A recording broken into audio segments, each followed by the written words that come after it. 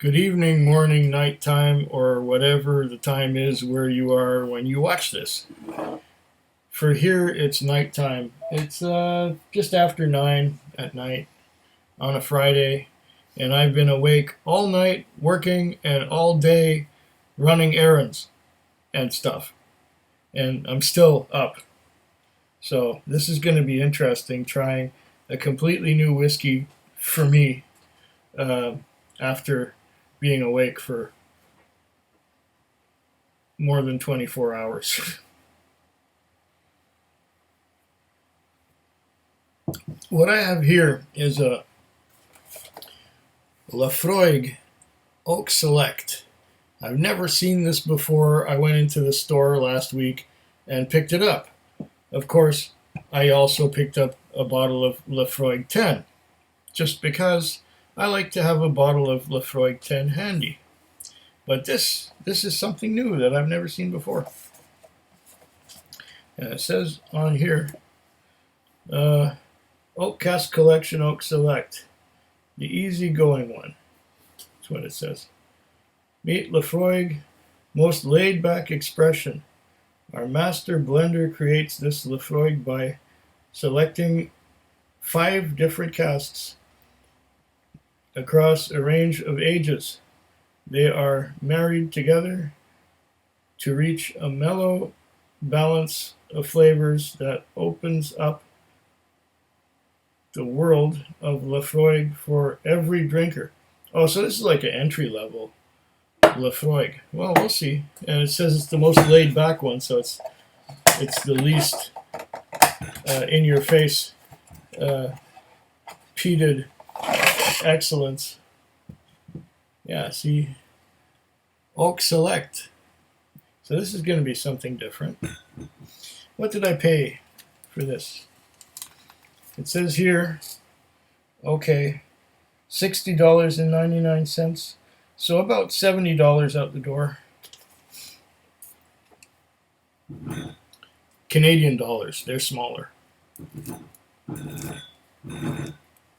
That is, if you're looking at it from the perspective of the United States. Okay, here we go. Oh, nice pop on that cork. It's a composite one too. See the composite cork? It's basically sawdust and glue. All right, here we go.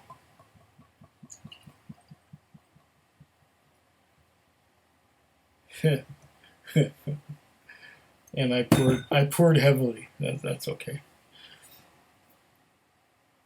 I plan to get pleasantly numb tonight. But that's just a byproduct of tasting fine whiskey.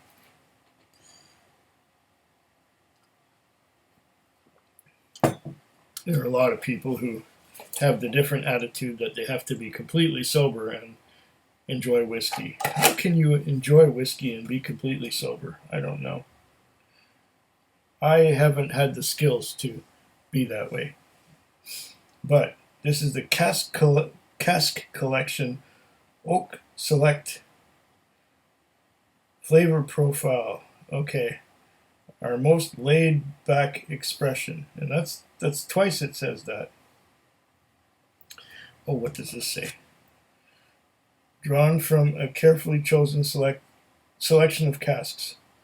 Okay. And it is bottled at a very mild 40% alcohol by volume.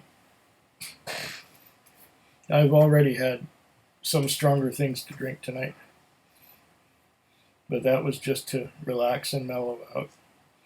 Now that I'm relaxed and mellow, here I'm trying a 40% ABV entry-level Laphroaig, where the Laphroaig 10 is at 43, and then I've got one at 58 point something. I think that was not the Carchus, but the Laphroaig 10 cask strength. It was at 58 something. So it's mild. I'm getting a little bit of smoky. A little bit of smoky. A little bit of tar. Maybe just a hint of citrus, lime citrus. Or as some people in Germany like to say, citrus. Every time I hear that, it makes me cringe.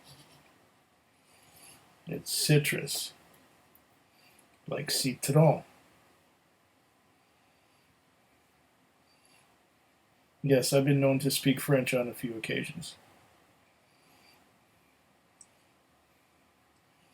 Okay.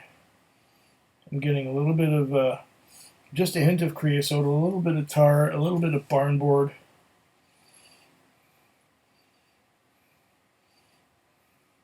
It's like turning the volume down on Laphroaig. That's what this is like. That doesn't mean it's a bad thing. I just like the assault on my senses that I get from 10 or above. But the last bottle of 10 that I bought really seemed to be kind of mild. Maybe I'm just getting more used to this kind of thing and have had enough really strong peated whiskeys that these regular ones just I mean, Herr Tratif recently seems to have got converted. He hated Laphroaig 10, hated it, and then he bought another bottle and he goes, "Oh, this is quite nice." It's amazing how our tastes change, and I mean, I was the one who liked peated whiskey right away after drinking mostly Canadian blends, and then it took me the longest time to warm up to sherry. And most people start with sherry, and they migrate towards the peat smoke. But I went the other way. I started with the peat smoke, loved it, and then I had to sort of migrate towards sherry and learn to like sherry. I guess every whiskey journey is different. But I digress.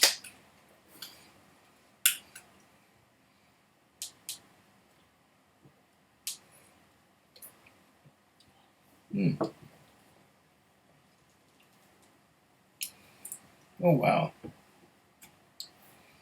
Okay. We're getting the peat smoke.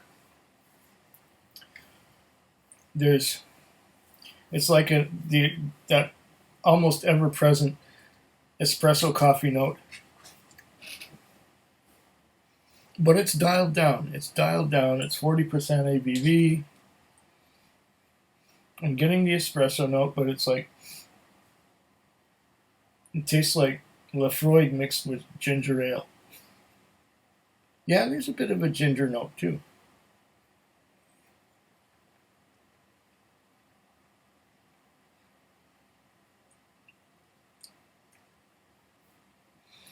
Has a nice slippery mouthfeel. And it transitions to a little bit of creosote and ginger, but I'm not getting much of that citrus on the palate. Some peated whiskeys I get a lot of citrus on the palate, but not this one. Just a little bit there.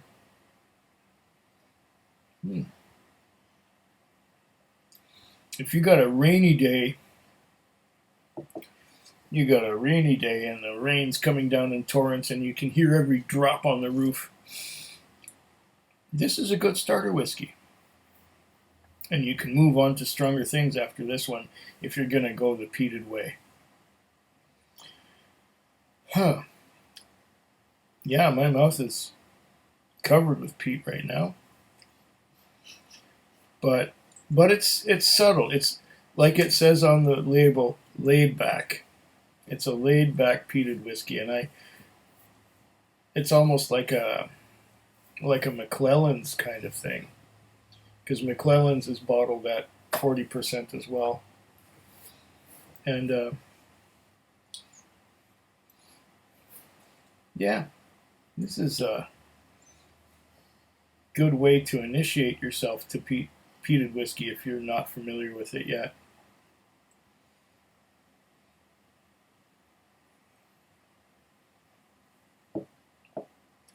Yeah, it's a little watered down, but The finish is good.